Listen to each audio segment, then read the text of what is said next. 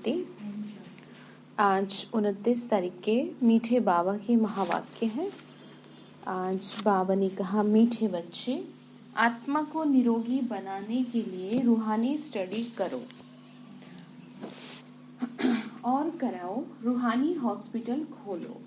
ठीक है, बाबा कह रहे हैं ये क्या चल रही है, ये रूहानी हॉस्पिटल, ये रूहानी स्टडी चल रही है, मतलब आत्मा की पढ़ाई चल रही है। आत्माओं को कल्याण कराओ। बाबा ने कहा आत्माओं को पढ़ाओ, यानी कि सबको क्या करो, ज्ञान दो। ठीक है, मतलब औरों को भी कराओ। और बाबा ने कहा बाबा के घर खोलते जाओ। जिसके लिए संभव है वो इस सेवा को अवश्य करे। प्रश्न है, कौन सी एक आश रखने से बाकी सब आशाएं स्वतः पूर्ण हो जाती हैं? तो आंसर है, सिर्फ बाप को याद कर एवर हेल्दी बनने की आश रखो। क्या कह रहे बाबा? बाबा को याद कर, एक बाबा को याद करके एवर हेल्दी बनने। ज्ञान योग की आश पूर्ण की तो बाकी सब आशाएं स्वतः पूरी हो जाएंगी। बच्चों को कोई भी आदत नहीं रखनी, ऑलराउंडर बनना है। भल खामियां हर एक में है, परंतु सेवा जरूर करनी है। देखो, इस बात में बहुत सारे सवालों के जवाब आ गए। आप चाहते हैं ये ठीक हो, वो ठीक हो, ये मेरा काम हो जाए, वो काम हो जाए। तो बाबा ने कहा तुम बस ज्ञान योग करते रहो, बाकी सब काम ऑटोमेटिकली होते जाएंगे। ठीक है, तो सारी बातों का समाधान बाबा ने आज दे दिया। तो गीत है, धीरज धर मनुआ। ठीक है, किसको धीरज धरने को कह रहे? मन को। पेशेंस रखो, सब ठीक होगा। ओम शांति। बच्चों ने गीत सुना। इस समय सभी आत्माओं को धीरज दिया जाता है। आत्मा में ही मन बुद्धि है। आत्मा ही दुखी होती है, तब बाप को बुलाती है कि हे पतित पावन परमपिता परमात्मा आओ। कभी ब्रह्मा विष्णु शंकर को पतित पावन नहीं कहा जा सकता।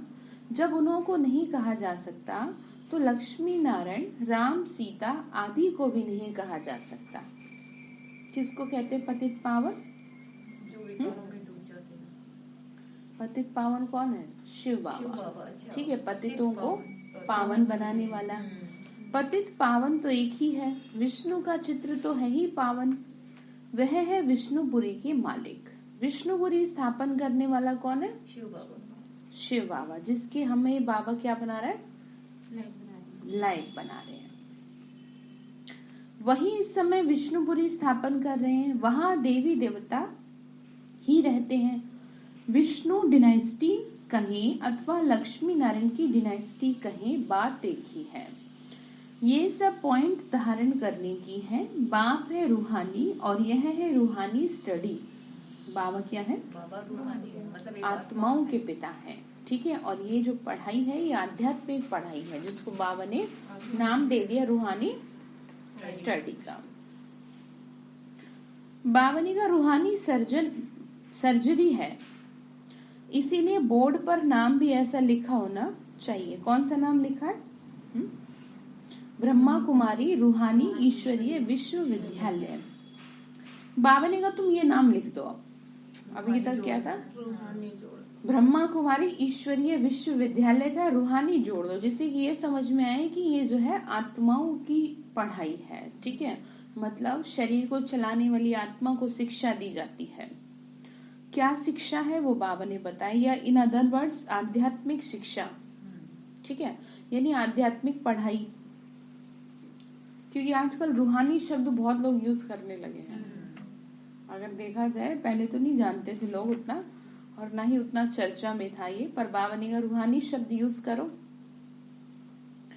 बाबा ने आज कहा है स्पेशली रूहानी अक्षर जरूर डालना।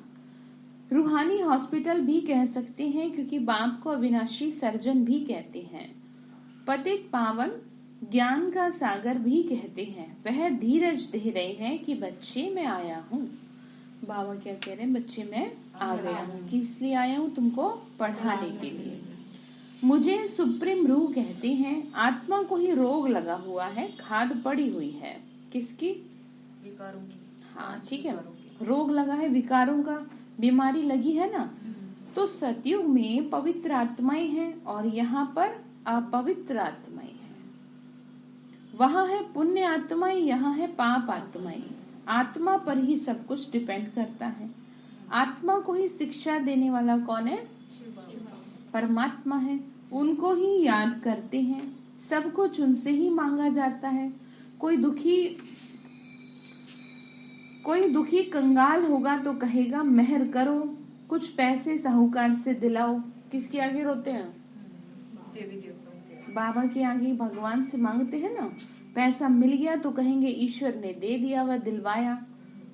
मतलब कोई ना कोई तो माध्यम बनेगा ना, पर ये तो पता है देने वाला कौन है? बाबा। ये तो दुनिया भी जानती है, देने वाला भगवान ही है। लेकिन बाबा ही कहते हैं मैं नहीं दे रहा। नहीं, मैं नहीं दे रहा, तुम्हें सब कुछ तुम्हारे कर्मों के हिसाब से मिल रहा है।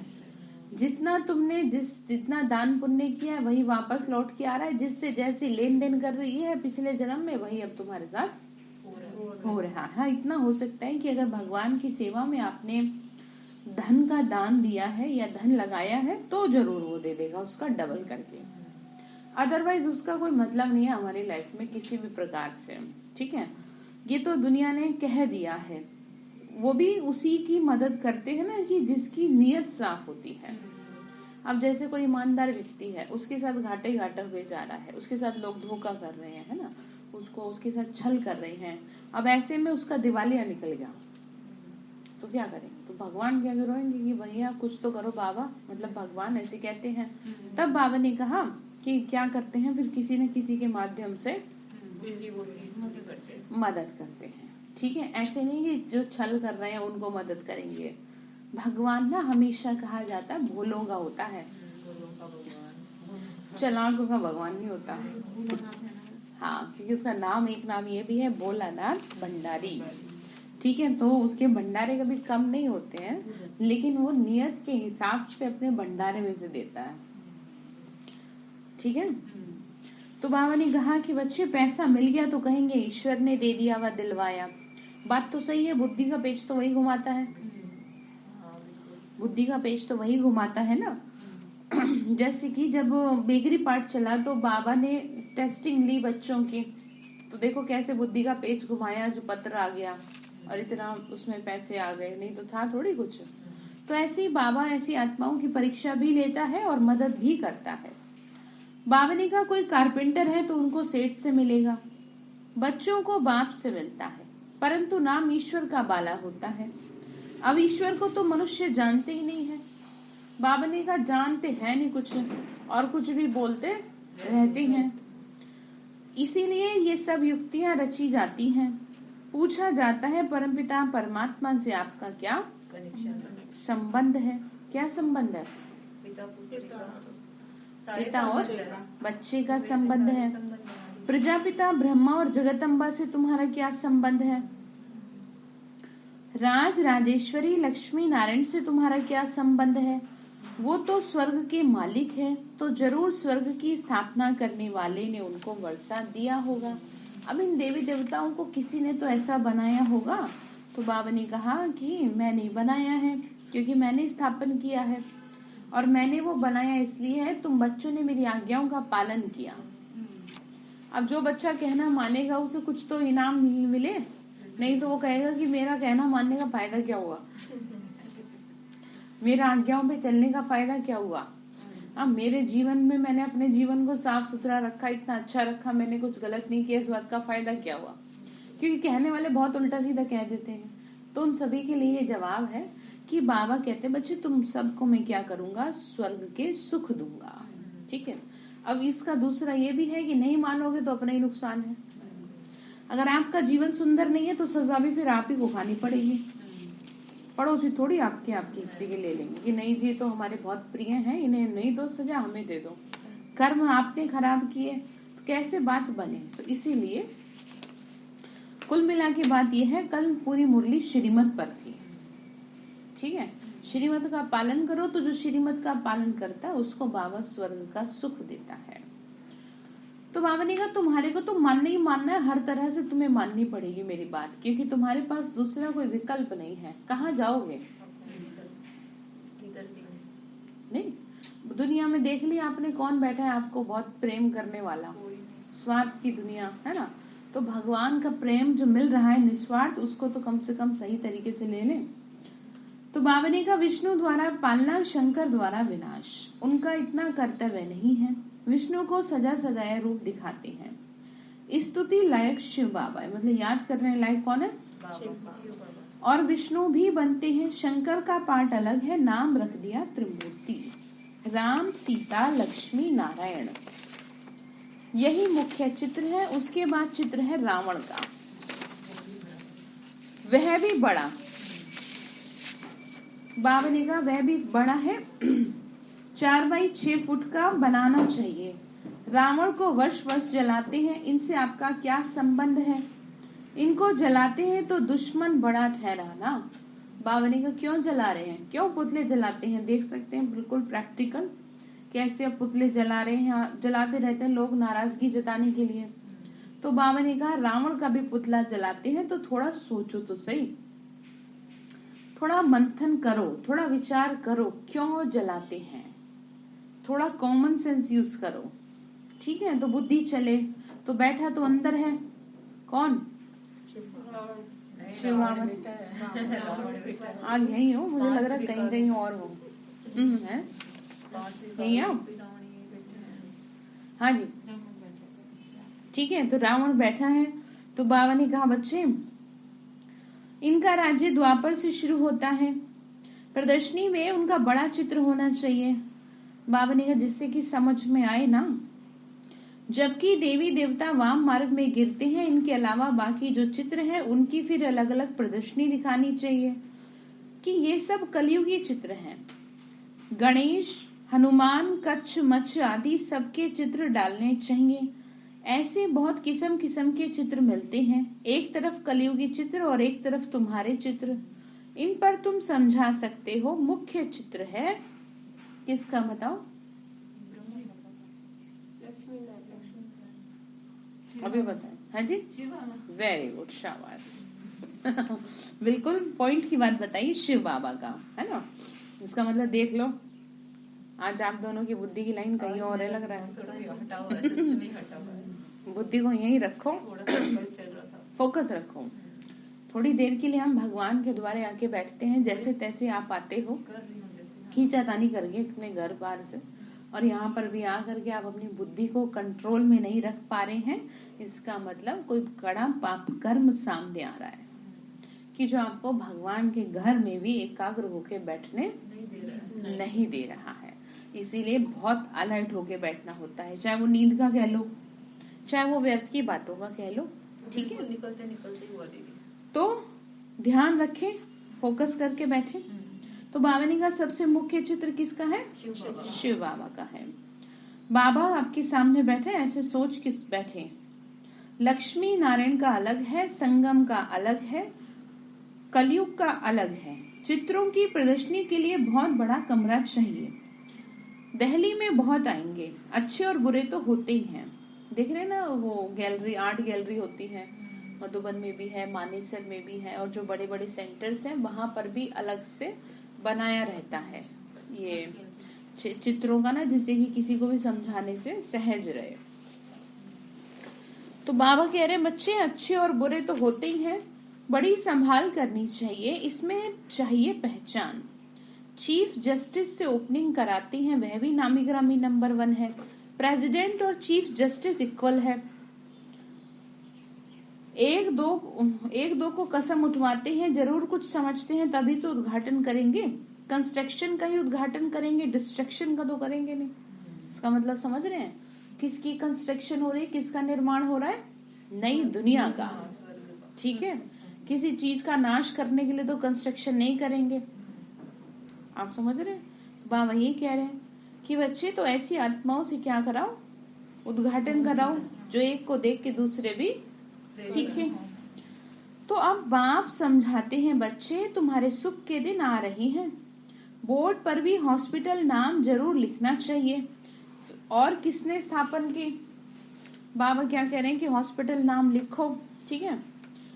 हॉस्पिटल नाम लिखने से कि मरीज आएंगे, मरीज ही मरीज है वैसे देखा जाए तो।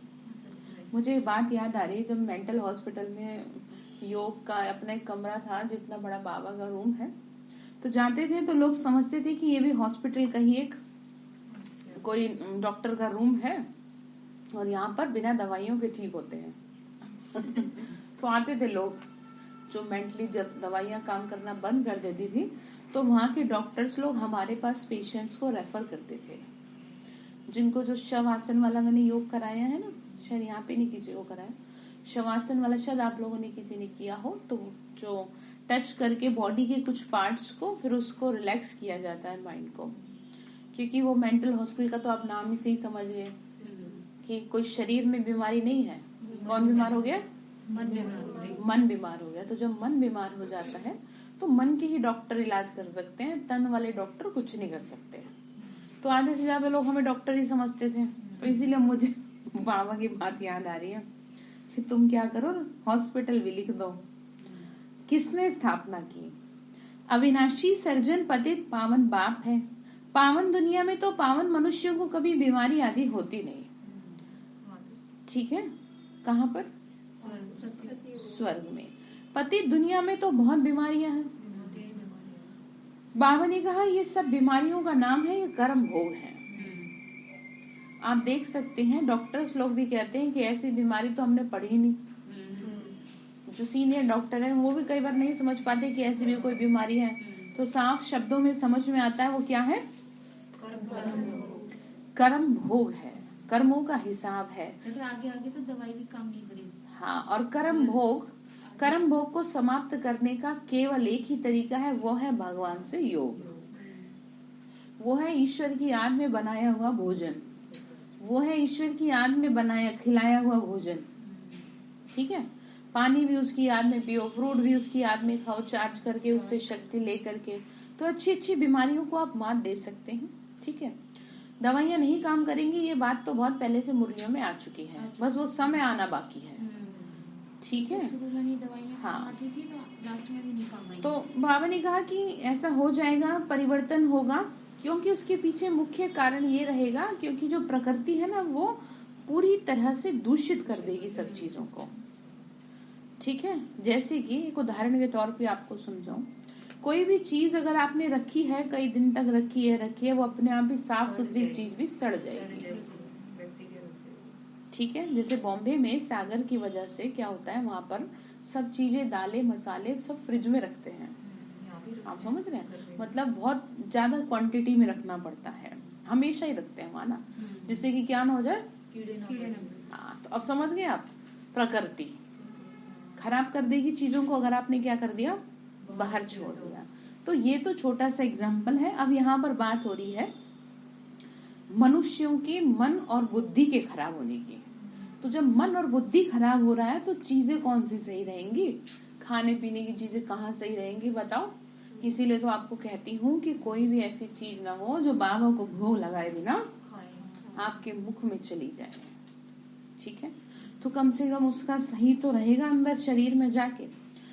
प्रकृति का वो रूप आएगा कि वो अपने आप सब चीजों को नष्ट कर देगी। हवा ऐसी चलेगी जैसे कि बाबा के बड़े भारी शब्द हैं। बाबा ने कहा था कैंसर की हवा चलेगी। जैसे वायरल फैलता है सारी दुनिया में, ऐसे ही कैंसर भी फैल जाएगा। तो कौन क्या करेगा? कुछ भी नहीं कर पाएगा। जिसका योग होगा वही अपने आप को सुरक्षित रख पाएगा। वो कैंसर नहीं होगा, वो प्रकृति से निकलते हुए अशुद्ध और अपवित्र वातावरण वाइब्रेशंस होंगे जो बीमारी का नाम ले लेंगे। ठीक है, तो कुल मिला के बात क्या है कि आपको इस बात पर बहुत ध्यान देना चाहिए कि आपको कैसे चलना है। ठीक है, आपको सारा दिन खाने पीने, सोने, जागने, उठने, बैठने पर कितना आपको क्या करना चाहिए, ध्यान देना चाहिए। बाबा ने कहा क्या क्या चित्र रखने चाहिए, कैसे समझाना चाहिए। अगर कोई बेसमझ समझाएंगे तो कुछ भी समझ नहीं सकेंगे, उल्टा फिर दोबारा आएंगे ही नहीं, तो कहेंगे यहाँ तो कुछ भी नहीं है, गपोड़े मारते रहते हैं। इसीलिए प्रदर्शनी में कभी भी बुद्धुओं को समझाने के लिए नहीं खड़ा करना चाहिए, समझाने वाले भी होशियार चाहिए। बाबा ने कहा बच्चे किस्म किस्म के मनुष्य आते हैं, बड़े आदमी को कोई भुट्टू समझावे तो बाबा ने कहा प्रदर्शनी का नाम ही बदनाम करते। मतलब कहने का ये है कि इसीलिए तो आज के टाइम में जो सेवाधारी आत्माएं खड़ी होती है वो हाईली एजुकेटेड होती हैं, जिससे कि कोई भी किसी तरह की बहसबाजी करे तो उनको उनकी मतलब उनके क्वेश्चन का क्या कर सके, आंसर दे सके। इसीलिए जो सेवा है वो क्या हो गई है, ऑनलाइन हो गई। इतना टेक्नोलॉजी को लेके इतना आगे बढ़ रही है, किस्म किस्म के लोग आ रहे हैं, तरह तरह की सेवाओं में सफलता हो रही है। तो मतलब कहने का यह है कि इसीलिए पहले देख लेना चाहिए, समझा सकते हैं कि नहीं। बाबा बतला सकते हैं, बाबा ने कहा मैं बता सकता हूँ फलानी फलाना किस प्रकार का टीचर है। सब एक जैसे होशियार तो है नहीं, बहुत देह अभिमान में है। बाबा ने कहा एक तो कुछ तो होशियार भी है और कुछ नहीं भी है और कुछ अपना देह भान भी है। तो जब हमें अपना भान होता है तो भगवान हमें यूज नहीं करता, भगवान यूज उसी को करता है जो भगवान के आगे स्वयं को समर्पित कर देता है। फिर वो मैटर नहीं करता वो पढ़ा लिखा है या अनपढ़ है, ठीक है। वो बात अलग है कि पहले के टाइम में दीदी दादियों के योग इतने हुआ करते थे कि उन्हें पढ़ाई लिखाई की जरूरत नहीं थी। अब उतना योग नहीं है, अब उतनी तपस्या नहीं है, तो इसीलिए एजुकेशन को इतनी इम्पोर्टेंस दी जाती है। समझ रहे हैं आप? पहले इतना क्वेश्चन नहीं करते थे इतने बड़े बड़े लोग जितने क्या है अब करते हैं क्वेश्चन, क्योंकि पहले ताकत इतनी थी उन्होंने कि वो जो भी सामने आता था दीदी दादियों के बाबा के वो चुप हो जाता था और जो कहते थे वो वही सुनते थे और उनकी बुद्धि में वो सहज बैठ जाता था। आज बैठाने के लिए बुद्धि में कितनी माथा पच्ची करनी पड़ती है। तो बाबा ने कहा कि इसलिए देह अभिमान अगर होगा तो भी फिर बाबा ने कहा मैं बता दूंगा। तो अब कहते हैं बच्चे अब तुम्हारे सुख के दिन आ रहे हैं। स्वर्ग का नाम तो सब गाते हैं परंतु स्वर्ग में भी नंबरवार मर्तबे हैं, नर्क में भी नंबरवार दर्जे हैं। विजय माला में पिरोने वाले राज राजेश्वर बनते हैं। हम पूछते भी हैं ज्ञान ज्ञानेश्वर जगदम्बा से तुम्हारा क्या संबंध है। ज्ञान ज्ञानेश्वरी को ईश्वर ज्ञान देते हैं, फिर वो क्या बनते हैं, राज राजेश्वरी। इसका मतलब स्वर्ग के लायक बनते हैं। बाबा कह रहे हैं बहुत सूक्ष्म बातें हैं, मनुष्य समझ ही नहीं सकते कि प्रजापिता ब्रह्मा और जगदम्बा ये कौन है। प्रजापिता ब्रह्मा के मुख वंशावली तो होंगे ना, सेंसिबल जो होंगे वो झट पूछेंगे हमको ये बात समझ में नहीं आती कि प्रजापिता ब्रह्मा और जगदम्बा का आपस में क्या कनेक्शन है। तो इतने बच्चे मुख से हुए, ऐसे ऐसे प्रश्न पूछने से आने वालों की बुद्धि का पता लग जाएगा। जो इस तरह के सवाल करता है तो पता चल जाता है कि उनका दिमाग कहाँ चल रहा है, ठीक है। तो बाबा ने कहा ठीक है बताना चाहिए, एक एक बात बतानी चाहिए, बाकी समझे ना समझे वो उन्हीं पे छोड़ देना चाहिए। आप खुद विचार कीजिए कि क्या सही और क्या गलत है। हम अपना तो ज्ञान बता नहीं रहे आपको, हम अपना कुछ नहीं बता रहे यहाँ पे, किसका बता रहे हैं हम, बाबा का दिया हुआ ज्ञान। स्वयं निराकार परमात्मा ने ये जो ज्ञान दिया है वो हम आपको बता रहे हैं, ठीक है। तो माने तो अच्छी बात है, नहीं माने तो आपका भाग्य, ठीक है। बहसबाजी नहीं, अब समय नहीं है किसी से बहसबाजी करने का, ज्ञान के पॉइंट को भी सिद्ध करने का अब समय नहीं है। हालांकि बाबा कई बार मुरली में कहते हैं कि गीता का भगवान श्री कृष्ण नहीं शिव है, तुम ये सिद्ध कर बताओ। तो ये भी बात अब सिद्ध काफी हद तक हो चुकी है, ठीक है। लेकिन बाकी अभी जो रहती है वो भी बाबा ही कराएंगे अपने आप। जैसे कि उषा दीदी को माध्यम बनाया, सूरज भाई को माध्यम बनाया, जो लोग शास्त्रों पे क्या करते हैं, चर्चा करते हैं, साधु महात्माओं का कल्याण करते हैं वेद शास्त्रों का अध्ययन करके। तो बाबा ने कहा तुम जानते हो ना तुम्हारे सुख के दिन आ रहे हैं, जितना पास होने की मेहनत करेंगे उतना ऊंच पद पाएंगे। सर्टिफिकेट तो टीचर ही देंगे ना, वह जानते हैं कि इनमें कितनी सच्चाई है।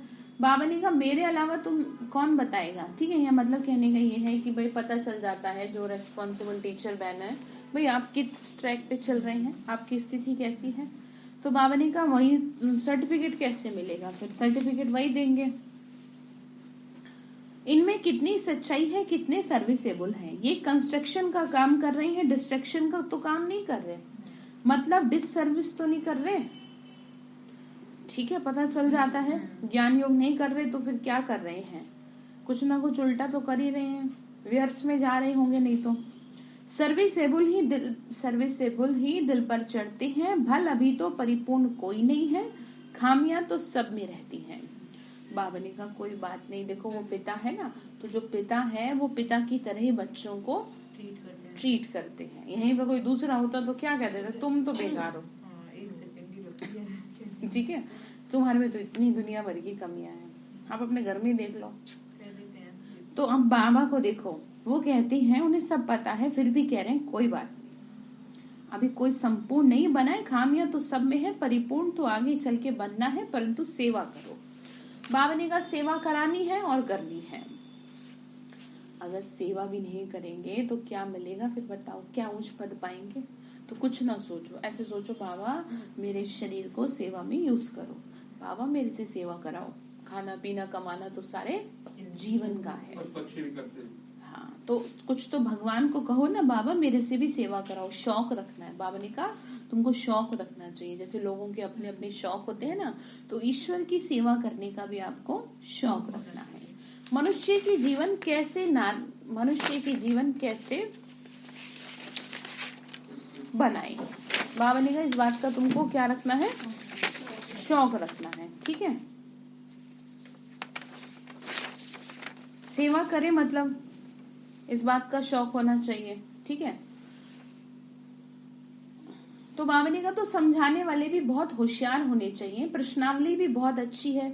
रावण से तुम्हारा क्या संबंध है, इतने बड़े बड़े विद्वान पंडित आदि कुछ भी नहीं समझते।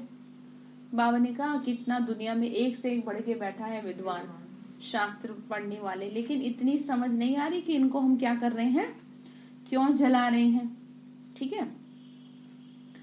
बाबा समझाते हैं, बाबा कहते हैं जो ब्रह्मा है ना, जिसको मैंने अडॉप्ट किया है, वह भी नहीं जानते थे, अब जानते हैं, तो औरों को समझाने का क्या रखो, शौक रखो। ये प्रदर्शनी बिल्कुल नई है, भल कोई कॉपी करे तो भी समझा ना सके, समझ में ही ना आए, लैंग्वेज, भाषा, चित्र, बड़ा नशा रहना चाहिए, सर्विस में पूरा लग जाना चाहिए।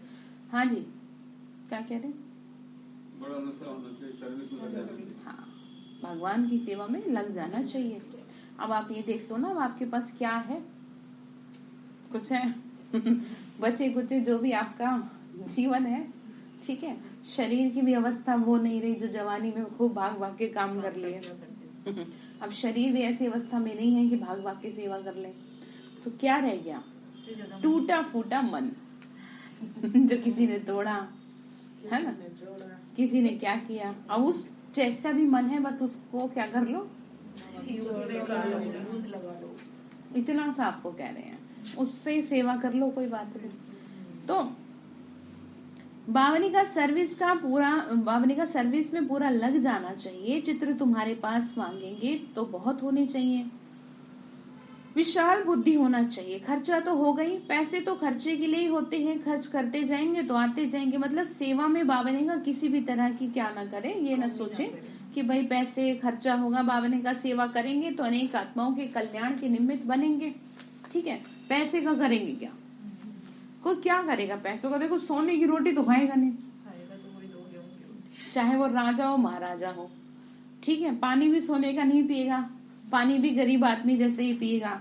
तो बाबा ने कहा क्यों न तुम फिर सेवा में लग जाओ, ठीक है, मतलब सेवा में लगाओ, बच्चे तो बहुत बनते जाएंगे, पैसे तो सर्विस में ही लगाने हैं, राजधानी तो सतयुग में होनी है, यहाँ तो महल आदि नहीं बनाने। बाबा ने कहा देखो यहाँ क्या करना है तुमको, कुछ बना के, ठीक है। हाँ, मतलब इसका ये भी नहीं है कि बिल्कुल ऐसे रहे कि जैसे पता नहीं कुछ है ही नहीं, नॉर्मल लाइफ जीनी है, जैसे एक मिडिल क्लास फैमिली कि ना तो ज्यादा ओवर है और ना ही एकदम बिल्कुल ऐसे हैं कि लोग कहें कि पता नहीं क्या हो गया इन्हें, ठीक है।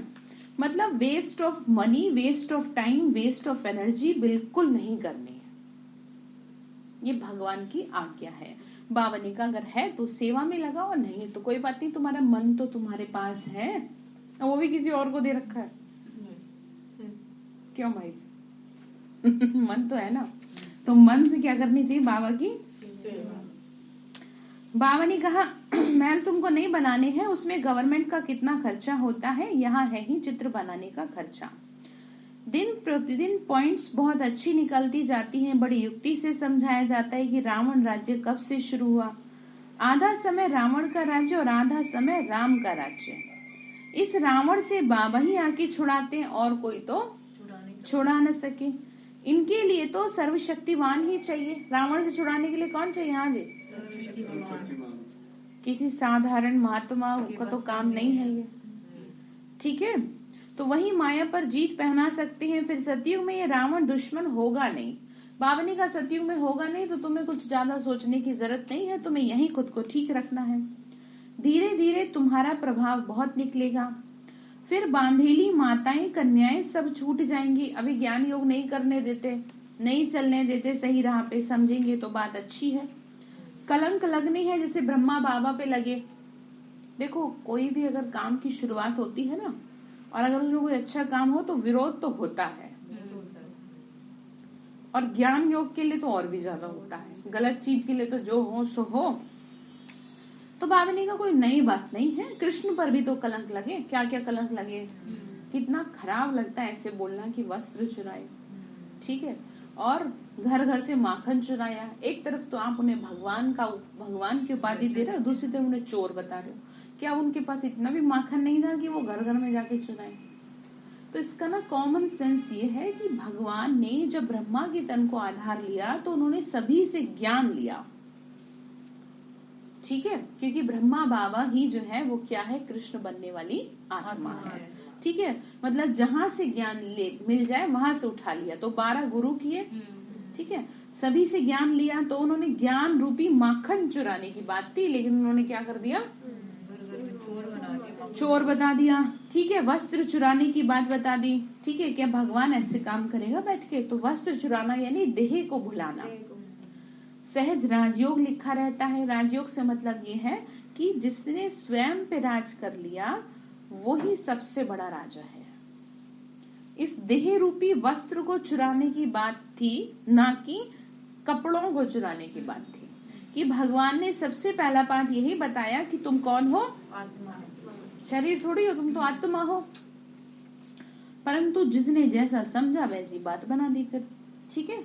तो बावनी का स्थापना के समय भी भगाने आदि के कलंक लगाए, गालियां देते थे। फिर स्वर्ग में भी कलंक लगाए। सर्प ने डसा, यह किया, ये कितनी फालतू की बातें हैं। प्रदर्शनी में बहुत आती हैं, फिर उनको कहा जाता है सेंटर पर आकर समझो, आकर अपनी जीवन बनाओ, काल पर जीत पहनो, वहां काल खाता नहीं है। एक कहानी है ना, यमदूत लेने गया था उनको, कहा तुम अंदर घुस नहीं सकते। ये बड़ी समझने की बातें हैं। जब समय आ जाएगा आपका तो फिर आप कहीं छुप करके बैठ जाओ, आपको कहीं से भी उठा लिया जाएगा, ठीक है। इसका मतलब समझ रहे हैं? कहते ना जब काल मनुष्य पर छाता है पहले विवेक मर जाता है। आपको मना किया आप वहां मत जाओ, आपकी बुद्धि ऐसी खराब हुई आप वहीं गए। तो ये क्या था, आपको आपका काल लेकर जा रहा था। तो ये समझना है कि जब भी कभी ऐसा होता है तो क्या करना चाहिए, रेस्पॉन्सिबल जो भी आपके है उनसे क्या ले लेनी चाहिए, सलाह ले लेनी चाहिए। जब आपको सब किसी चीज के लिए मना कर रहे हो और आपका मन कर रहा हो नहीं मैं तो वहीं जाऊं, होता है ना एक बार। या फिर सुबह 4 बजे बाबा से पूछ लेना चाहिए कि बाबा मैं क्या करूं क्या ना करूं। बाबा स्वयं को अपने आप को ना भगवान के आगे समर्पित कर देना कि बाबा मैं तो आपको समर्पित करती हूँ स्वयं को, अब मेरे लिए क्या सही है क्या गलत वो आप जानो, मेरे पैर रोक देना अगर मुझे कहीं नहीं जाना तो। हमारे साथ तो बहुत होता है ऐसे, क्योंकि हम तो हैं उसकी सेवा में, तो हमें तो पता नहीं होता। कई बार अब देखो माया तो बैठी है सबके लिए, ऐसा नहीं आप ही के लिए, सबके लिए वो, लेकिन हम हर बात में किसको आगे रख देते हैं, तो फिर हमारा रेस्पॉन्सिबल कौन हो गया, बस। तो फिर हमें किसी बात की क्या नहीं होती, फिक्र नहीं होती। जीना भी तेरे साथ, मरना भी तेरे साथ, क्या दिक्कत है। देखो जैसे कुछ ही मिनट में बताती हूँ आपको, मैंने शायद पहले बताया था बॉम्बे की जिस समय प्राकृतिक आपदाएं आई थी, वो कुछ 1-2 साल पहले की बात है। 2 कन्याओं का सेंटर पे थी वो, और उस समय वो सागर ने कितना फुट ऊंचा उछाल खाई थी और बाढ़ आ गई थी। तो उनकी दीदियों ने कहा उन्हें कि वो आया भी था कि भाई तुम आ जाओ, हम बड़े सेंटर पे आ जाओ। तो वो नहीं गई, बोली नहीं, जिएंगे भी तो बाबा के साथ ही, मरेंगे तो भी बाबा के साथ ही। आप समझ रहे, ध्यान से समझना। बाबा की सेवा में तो बहुत छोटी उम्र की थी, ज्यादा भी नहीं थी। उन्होंने कहा हम सर्वशक्तिमान बाप की संतान है, ये प्रकृति हमारा क्या बिगाड़ेगी। बाबा ने ऐसे में भी उनसे सेवा करवा ली। हुआ ये कि बाढ़ आई, सब कुछ आया जो भी हुआ, और वो टीन थी ऊपर, उस पे चढ़ के बैठ गई। टीन पे चढ़ गई दोनों, और एक अटैची ले ली और उसमें साड़ी रख ली, वो मतलब जो भी अपने कपड़े थे, और बाबा की फोटो रख ली कि हम क्या है मतलब मरते समय कहते हैं नए कपड़े पहनने चाहिए। तो जो पहनी थी साड़ी उसी के ऊपर नई साड़ी लपेट ली और बाबा की जो है फोटो ऐसे हाथ में रख ली कि बाबा हम तो तेरे साथ ही मतलब जाएंगे अब, ऐसे करके बाबा को समर्पित कर दिया। और हुआ ये कि एक भाई बहता हुआ पानी में आ रहा था और उस भाई की उन्होंने दोनों बहनों ने टीन पे बैठे बैठे ही अपनी साड़ी से किसी तरह रस्सी बना करके उसको बचाया, और फिर फाइनल में वो सब बच गए, दोनों बहनें बच गई और वो भाई बच गया। अब देखो बाबा ने किसके लिए रोका था उन्हें, उस भाई के लिए। वो बहता, आप तो जानते हैं बॉम्बे में कितना बुरा हाल होता है सागर की वजह से, बहता हुआ आ रहा था और किसी तरह पता नहीं कैसे बचाया, मुझे थोड़ा थोड़ा याद है, पूरा नहीं याद। मैं सिर्फ आपको ये बात इसलिए बता रही हूँ कि आप जब स्वयं को समर्पित कर देते हैं उसके आगे हर चीज से, तो हर चीज से आपका जिम्मेदार वही होता है, फिर आपको मौत के मुंह से भी वापस खींच लेगा। तो उन्हें यकीन नहीं हुआ, फिर उस समय वो हेलीकॉप्टर से बोला इतने दिन हो गए, क्योंकि नॉर्मल हो ही नहीं चीजें, सब पानी पानी भर गया था, तो इतने दिन से बैठे थे, तो फिर हेलीकॉप्टर से बाबा के वो टोली के वो भिजवाए दीदियों ने, तब समझ में आया कि ये जो है हमारे सेंटर से आए हैं हमारे लिए, नहीं तो वो खा भी नहीं रही थी। वो इसलिए नहीं खा रही थी क्योंकि उनको लग रहा था कि ये पता नहीं कहाँ का क्या है। फिर किस तरह उनको थोड़ा बहुत खाने का पहुंचवाया, आप देखते हैं जब बाढ़ आ जाती है तो इस तरह से सेवा दी जाती है। तो आप समझ रहे, तो आप किसको समर्पित करेंगे, डरेंगे आप? हाँ जी, किसी तरह से डरेंगे तो क्या होगा बताओ। और जब भी कभी ऐसा हो तो क्या कर देना चाहिए, बाबा के आगे पूरा बैठ जाना चाहिए, अच्छी तरह से बाबा से बात करनी चाहिए।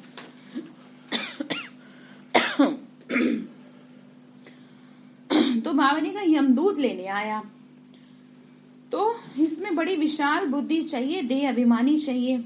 हम आत्मा है, पुराने संबंध और पुराने शरीर का भान नहीं रखना। अब नाटक पूरा होता है, हम वापस जा रहे हैं, स्वर्ग में जाकर हमको नए संबंध में जुटना है, अब आपको नए रिश्तेदार बनाने हैं। अब यहीं बैठी हुई आत्माएं, इन्हीं में से तो बनेगी देवकुल की आत्माएं, कोई बाहर वाले थोड़ी हैं। बाबा ने तो साफ कह दिया कि जिसको ये ज्ञान नहीं मिलेगा वो स्वर्ग में नहीं जा सकता। ठीक है, तो अब आप देखो, अब आपका मतलब ब्राह्मणों से होना चाहिए, बाकियों से नहीं। जो ज्ञान योग करने वाली आत्माएं है ना, इसका मतलब ये नहीं कह रहे कि किसी से बातचीत ना करो, नॉर्मल रहो, ठीक है।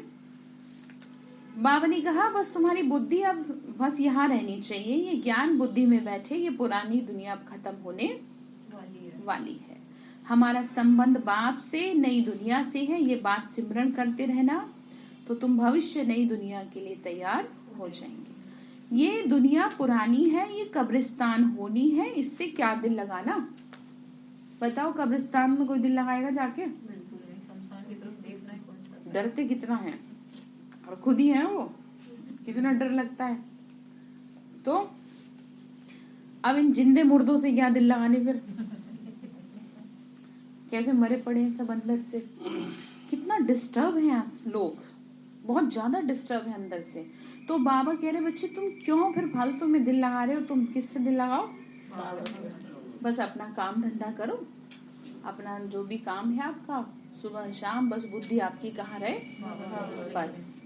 तो आपका हर तरह से रेस्पॉन्सिबल बाबा है, तो अपने साथ बातें करनी है, ठीक है, तब कोई को समझा सकेंगे। बाबा ने कहा तुम्हें खुद से बात करनी पड़ेगी कि तुम क्या कर रहे हो।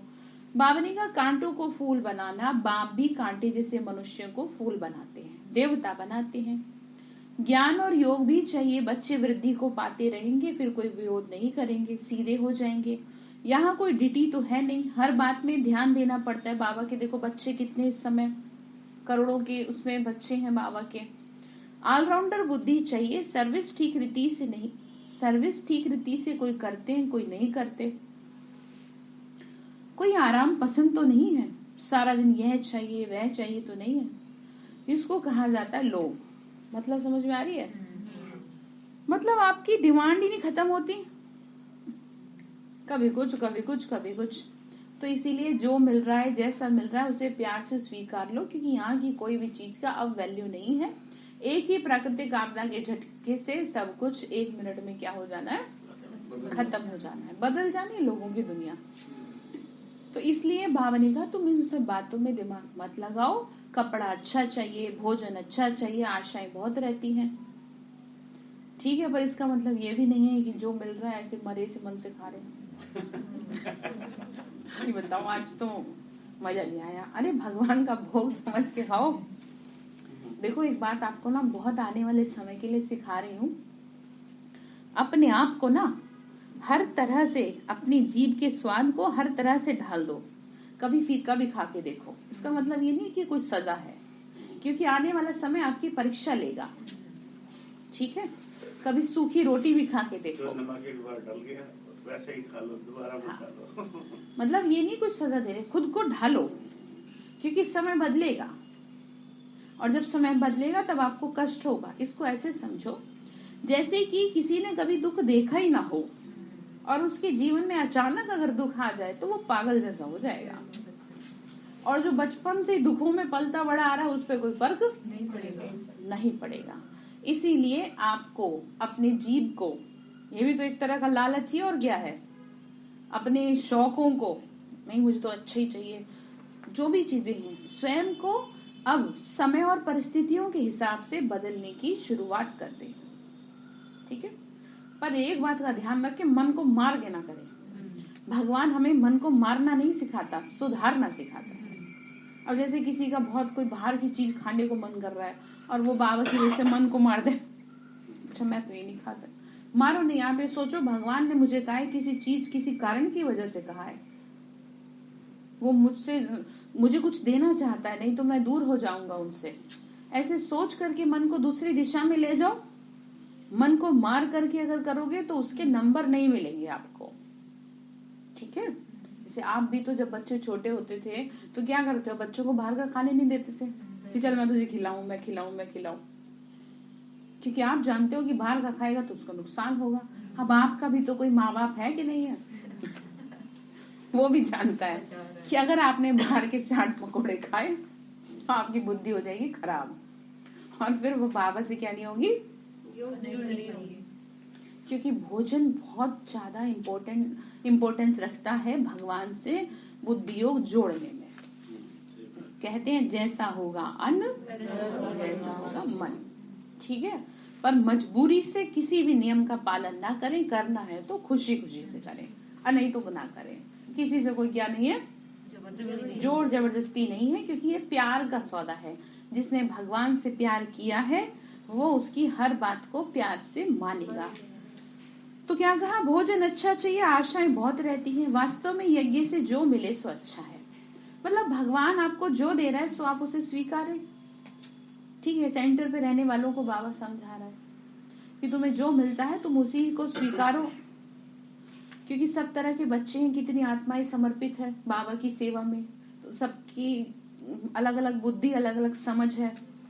तो बाबा उन बच्चों के लिए भी कह रहे हैं, सन्यासी कभी दूसरी चीज लेते नहीं, समझते हैं आदत अच्छी नहीं, अगर ज्यादा चटपटा खाने की आदत पड़ जाएगी तो फिर वो बहुत खराब हो जाएगा। तो इसीलिए हमारा जो जीवन है बहुत साफ सुथरा, बहुत सात्विक जीवन होता है। तेज मिर्च खाना ये भी अशुद्धता और मतलब एक कहते ना, हाँ, उत्तेजना को वो करता है, बढ़ावा देता है, ठीक है। इसमें आप हरी मिर्च का यूज कर सकते हैं, लाल मिर्च कम करके, उतना ज्यादा उसका वो नहीं होगा बैड इफेक्ट जितना लाल मिर्चों का होगा। अब उसका मतलब उल्टा मत ले लेना, नहीं मिर्च खाता हूँ लेकिन मेरी कम होती जा रही है। कोई बात चलो बाबा अपना काम कर रहा है, बाबा अपना काम कर रहा है, आप डेली वापस जा रही है मिर्च, आज भी नहीं खाई। चलो कोई बात नहीं। मतलब मैं ना आपको देखो ये सारी बात इसलिए बताती हूँ कि आप ये ना कह दो कि आपने हमें ये बात बताई क्यों नहीं, कि ऐसी बात थी तो आप हमें बताते। मतलब बाबा, हाँ, बाबा की कृपा दृष्टि आपके ऊपर है, ठीक है। वो आप उनके समीप आप पहुंच रहे हैं, उसका प्यार आप महसूस कर पा रहे हैं। तो बाबा ने कहा कि आदत अच्छी नहीं है, शिव बाबा की यज्ञ से सब कुछ ठीक मिलता है, फिर भी कुछ आश रहती है। पहले ज्ञान युग की आश तो पूर्ण करो, वह आशाएं तो जन्म जन्मांतर रखते हैं, अच्छा खाना पहनना।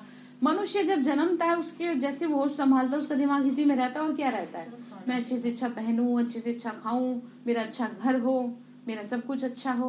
कभी ये भी सोचा मेरी आत्मा भी अच्छी हो? सारी बात ये है मैं क्या हिसाब दूंगा भगवान को या दूंगी। तो ये बात है सोचने की, ठीक है। तो क्या कहा, तो ये जरूर लिखना है। बाबा ने कहा इससे तो मैं हेल्दी बन जाएंगी। तो ये आश रखनी है जिससे मनुष्य समझे कि यह हॉस्पिटल व कॉलेज भी है। बाबा ने मकान भी हॉस्पिटल और कॉलेज के ढंग से बनवाए हैं। कॉलेज में कोई श्रृंगार नहीं होता, सिंपल रहते हैं। आजकल के कॉलेज तो दूसरे हो गए। बहुत अच्छी बात है। अब तो बाबा कह रहे कि आप जो ना वो रूहानी हॉस्पिटल खोलो। हाँ, मतलब बाबा के सेंटर आज की मुरली में कहा ना। हाँ, वेरी गुड। उन्होंने कहा कि बीके सेंटर जितने भी खुले हैं उनके ऊपर रूहानी हॉस्पिटल होना चाहिए। बहुत सुंदर बात आपने, बिल्कुल यही बात बाबा ने कही है। इसका मतलब आप पास हो, मुरली सुन के आए हो। मतलब सुनिए मुरली, वेरी गुड, शाबाश। अच्छा, मीठे मीठे सिक्की लते बच्चों प्रति माता पिता बाप दादा का याद प्यार और गुड मॉर्निंग। रूहानी बाप की रूहानी बच्चों को नमस्ते। हम रूहानी बच्चों की रूहानी माता पिता बाप दादा को नमस्ते नमस्ते। बाबा शुक्रिया, बाबा शुक्रिया, बाबा शुक्रिया। धारणा के लिए मुख्य सार है आराम पसंद नहीं बनना, ठीक है। बाबा ने कहा सेवा करनी है, सर्विस का बहुत बहुत शौक रखना है। मतलब ये भी नहीं है कि आप क्या ना करें, कुछ करें ही ना। सर्विस में ही पैसे खर्च करने हैं। मनुष्यों की जीवन कांटे से फूल बनानी है, ठीक है। लोग कितने बीमार हैं मन से। अब किसी को कोई, जैसे बाबा का घर किसी ने खोला, वहां पे 1 आया 2 आया, किसी के मन को सुकून मिला।